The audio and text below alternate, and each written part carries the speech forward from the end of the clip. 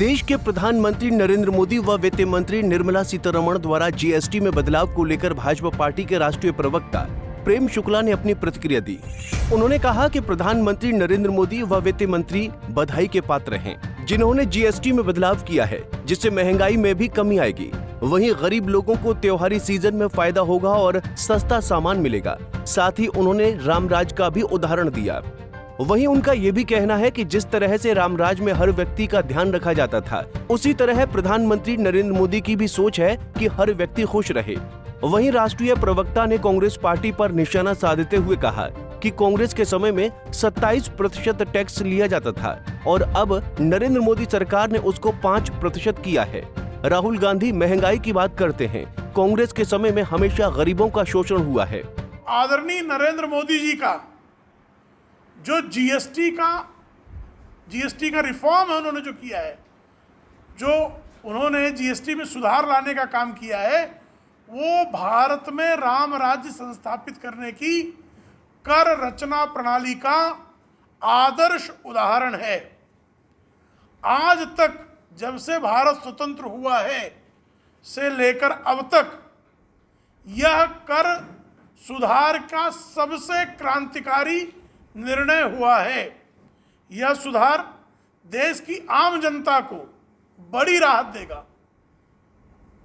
जब हमारी नवरात्रि प्रारंभ होगी 22 सितंबर 2025 को, शारदीय नवरात्रि के प्रथम दिन से यह कर सुधार इस देश में लागू होने जा रहा है और उसका उद्देश्य है कि नवरात्रि के 9 दिनों में की जो साधना है, उसके बाद जब विजयादशमी मनाएं तो विजयादशमी से लेकर दिवाली तक यह जो हमारा पर्वों का मौसम है, इस पर्वों के मौसम में आम व्यक्ति पूरा दिल खोलकर दिवाली मनाने की स्थिति में रहे, ऐसा प्रभावी कदम आदरणीय नरेंद्र मोदी जी ने उठाया है।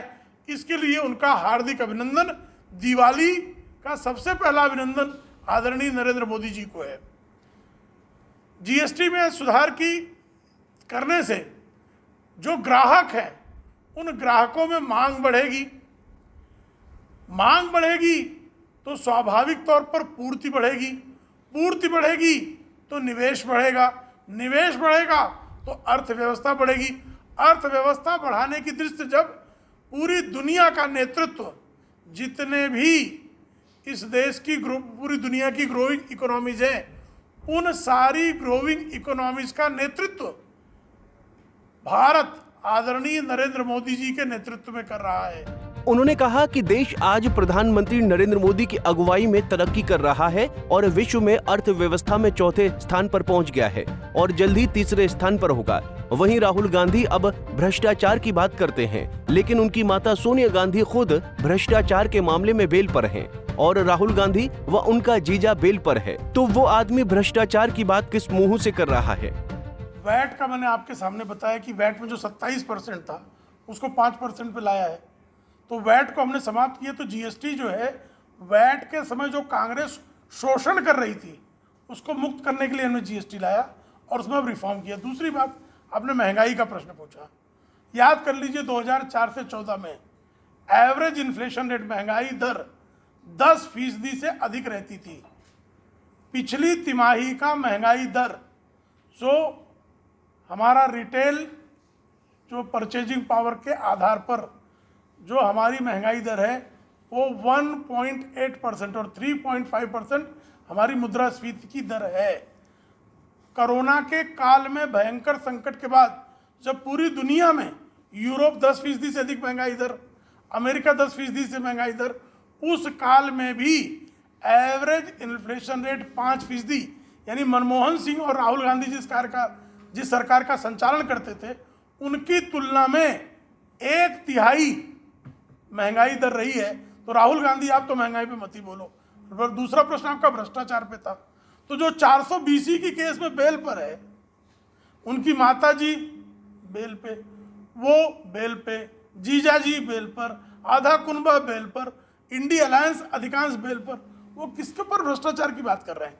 आदरणीय नरेंद्र मोदी जी के मुख्यमंत्री बनने से लेकर प्रधानमंत्री बनने तक कार्यकाल में एक भी भ्रष्टाचार का दाग ना तो उन पर लगा है ना उनके मंत्रिमंडल के किसी साथी पर लगा है। झूठे आरोप की बात छोड़ दीजिए। बता दें कि भाजपा पार्टी के राष्ट्रीय प्रवक्ता प्रेम शुक्ला भाजपा पार्टी के प्रदेश कार्यालय मंगल कमल में पहुंचे थे, जहां उन्होंने ये सब बातें कही। रोहतक से दीपक भारद्वाज, पंजाब केसरी टीवी। हमसे जुड़े रहने के लिए हमारे YouTube चैनल को सब्सक्राइब करें और नई वीडियो की नोटिफिकेशन के लिए बेल आइकॉन को दबाएं। अगर आप ये वीडियो Facebook पर देख रहे हैं तो लाइक जरूर करें और ज्यादा से ज्यादा शेयर करें। धन्यवाद।